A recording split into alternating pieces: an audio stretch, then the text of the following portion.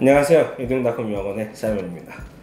제가 지난 영상에서 말씀드린 것처럼 오늘 다뤄볼 주제는 호주 학생비자 신청을 하시는 많은 분들께서 많이 여쭤보시는 이 질문들을 좀 추려서 Q&A 시간을 가져보려고 합니다. 오늘 영상 바로 시작하겠습니다. 비자 신청은 지난 영상에도 말씀드린 것처럼 호주 이민성 계정을 통해서 온라인으로 신청을 하게 됩니다.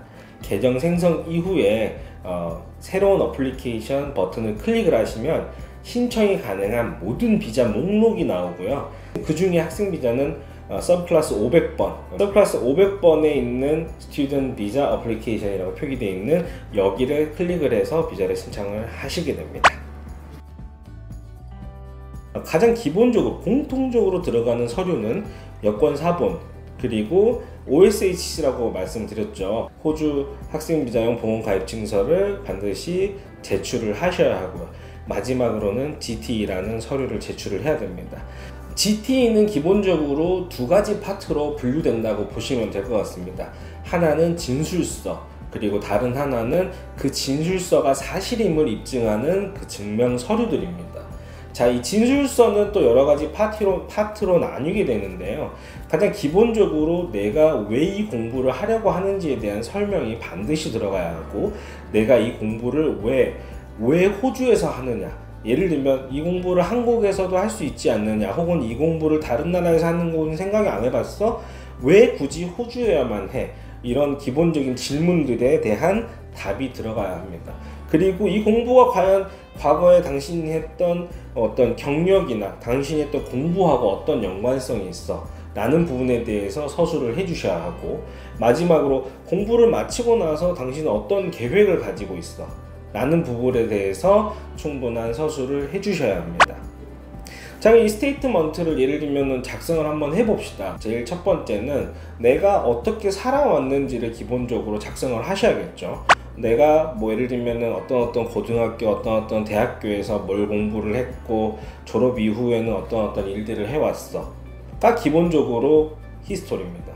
그러면은 여기서 이 히스토리 부분에서 본인이 필요한 서류, 준비되어야 되는 서류는 당연히 학교 관련된 서류, 졸업증명서, 그리고 경력 관련된 서류, 경력증명서가 필요하겠죠. 그렇게 되면 이 두 가지의 진술서와 증명서가 매치가 됨으로 인해서 이 사람의 말은 사실이구나를 이민성 케이스 오피서, 비자 심사관은 인정을 하게 되는 거죠. 그런 다음에 왜 호주에서 공부를 해야만 하느냐, 왜 한국이 아닌 호주에서 공부를 해야 되느냐 라는 질문에 대해서 여러 가지 설명이 될 수 있을 것 같아요. 공부하는 과정에 따라 다를 수 있지만, 예를 들면은 한국에서 이 공부를 할 수 없는 이유를 찾아야겠죠. 제가 한 가지 예로 설명을 드리면은, 내가 영어 공부를 하고 싶은데 한국에서 영어 공부를 하면 한국 사람들끼리 영어를 배워. 이게 나는 너무 비효율적이라고 생각을 해. 맞는 말이죠. 근데 다른 영어권 국가에서 공부를 하면 다른 여러 나라에서 온 다른 외국 사람들하고 공부를 하기 때문에 훨씬 더 단시간에 훨씬 더 효율적인 공부를 할 수 있을 것 같아. 맞는 말이죠.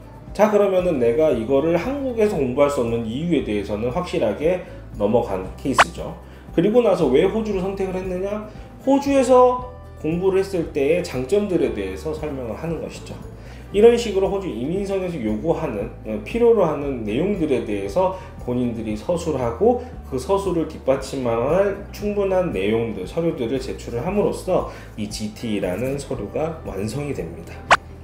정말 GTE에 대해서 제가 한도 끝도 없이 얘기할 수는 있는데 이게 또 너무 길어지는 내용이고, 제가 처음부터 말씀드렸지만 GTE 서류는 정형화되지 않습니다.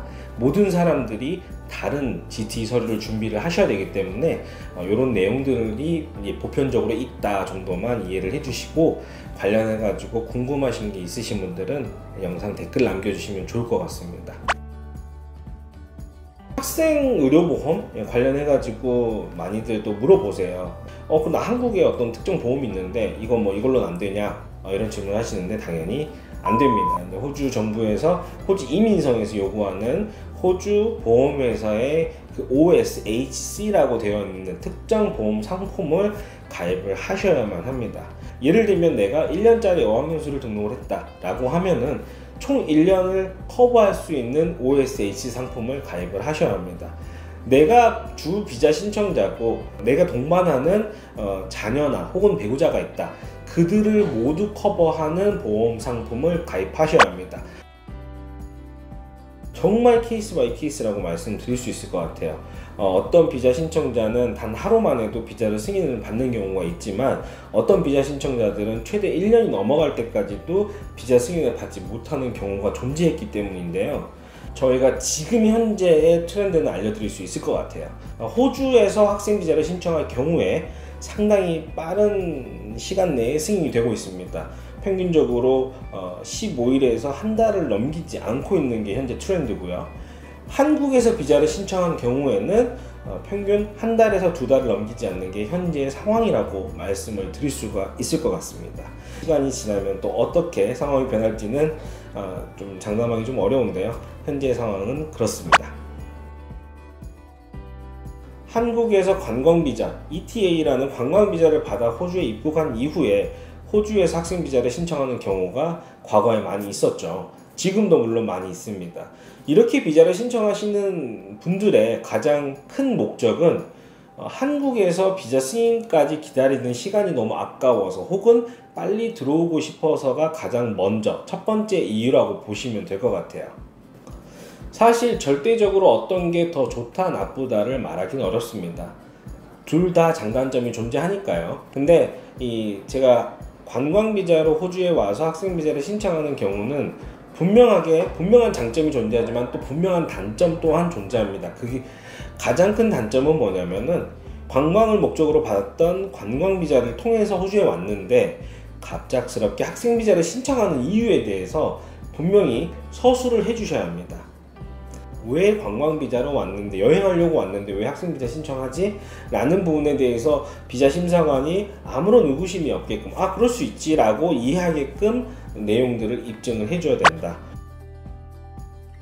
호주에서 공부를 목적으로 이렇게 비자를 받아서 온 거잖아요. 당연히 그렇기 때문에 교육기관에 학교에 출석을 해야 되는 거고, 이 출석이 비자에 미치는 영향이라는 게 반드시 존재합니다. 이 출석에 대한 영향은 내가 어떤 과정을 등록했느냐에 따라서 조금 차이는 있습니다. 기본적으로 일반 영어 과정 같은 경우 혹은 초중고등학교 프로그램 같은 경우는 말 그대로 출석을 베이스로 이 사람의 학업 성취도를 평가합니다. 그래서 총 80%의 출석률을 유지해야지만이 이 사람이 이 등록한 학생이 정상적으로 학업을 이루어 나가고 있다라고 평가를 해서 비자의 문제를 전혀 삼진 않죠. 만약에 영어 과정을 등록했는데 80% 미만으로 출석률이 낮춰졌다 그러면은 학교에서는 반드시 이 사실을 이민성에 레포트를 해야 할 의무가 있습니다. 당연한 얘기겠지만 비자의 문제가 될 수 있습니다. 우리가 흔히 말하는 기술 전문 과정들입니다. 앞에 서티피케이트나 디플로마나 이런 어떤 어드밴스 디플로마 같은 이런 타이틀을 가진 프로그램들은 학업 성취도의 기준이 기본적으로 과정 안에 들어있는 어떤 레포트 제출이라든지 퀴즈라든지 이런 식으로 학업의 성취도를 평가합니다. 그래서 이 학생한테 주어진 레포트, 예를 들면 우리나라 대학교식으로 따지면은 한 학기에 레포트를 10개를 내줬는데 이 학생이 반만 했어. 5개는 완료를 하고 나머지 5개는 완료하지 않았어. 그러면은 즉 이 학생의 학업 성취도는 50%가 되는 거죠. 호주 이민성에서 최소 반 이상의 레포트라든지 어떤 학업 성취도를 이루어야 된다라고 평가를 하고 있기 때문에, 기준을 잡고 있기 때문에 반드시 이 반 이상의 학업 성취도를 이루어야 된다라고 보시면 됩니다. 물론 이 반 이상을 했다고 해서 이 과정을 졸업한다거나 이런 의미가 아니기 때문에 결국에 내가 등록한 과정의 퀄리피케이션을 취득하기 위해서는 반드시 이 과정을 100% 이수를 해야겠죠. 제가 지금 말씀드린 부분은 이민성에서 문제를 삼지 않은 정도가 어느 정도냐라는 것 뿐입니다. 이 점은 좀 참고해 주시면 고맙겠습니다. 일에 대한 내용이 사실 중요하죠. 중요한 이유가 뭐 사실 다른 나라 많은 나라로 유학을 갈 수 있지만 호주를 선택하게 되는 또 다른 하나의 이유가 바로 학생 비자 소지자가 일을 할 수 있다라는 이런 장점들 때문이라고 볼 수 있는데요. 호주 학생 비자 소지자는 주에 20시간을 일을 할 수 있다. 이게 사실 이제 정형화, 이게 좀 많이 알려져 있는, 사람들에게 많이 알려져 있는 내용입니다. 근데 이게 정확하게 맞는 워딩은 아닙니다. 호주 학생 비자 소지자는 학교를 시작한 이후부터 2주에, 총 2주에 40시간씩 일을 할 수 있다 라는 것이 정확한 이제 디테일이라고 보시면 될 것 같아요. 정리를 하면 첫 번째는 반드시 학생 비자를 승인받아야 합니다. 관광 비자에 와서 학생 비자 신청하고 나면은 바로 뭐 학교도 시작을 할 수 있죠. 하지만 이 시점에 비자가 승인되지 않았다면 이 사람은 일을 할 수가 없습니다. 즉, 첫 번째는 비자가 승인이 돼 있어야 한다. 두 번째는 학교가 시작을 했어야 한다. 세 번째는 2주에 40시간의 일을 할 수 있다. 이런 내용이라고 보시면 될 것 같아요. 근데 지금 뭐 최근에 좀 중요한 부분이긴 한데 지금 이렇게 학생 비자 학생들이 원래 2주에 40시간밖에 일을 못하던 거를 호주 정부에서 일손이 너무 딸리니까 이걸 완전 해제를 해줬죠. 학생분들이 풀타임으로 학교를 시작 안 해도, 물론 시작을 하고 나서도 계속 일을 할 수가 있는 상황이 돼 있습니다, 지금은. 그래서 많은 분들이 지금 일을 하고 계시기도 하고요. 하지만 2023년 6월 30일에는 또 새로운 정책에 대해서 발표가 있을 예정이라고 하니까 요거 좀 참고해가지고 앞으로 나오는 뉴스도 더 들어보시면 좋을 것 같아요. 정답부터 알려드리면은 호주 학생 비자 신청에는 나이 제한이 있지 않습니다. 그러면 나이가 많으면 비자 신청은 할 수 있지만 비자 승인 잘 안 되나요? 혹은 뭐 무조건 거절되나요? 라는 질문도 많이 받는데요. 정답은 그렇지 않습니다. 17년 정도 일을 해오면서 비자 신청에 절대라는 말은 쓸 수가 없다.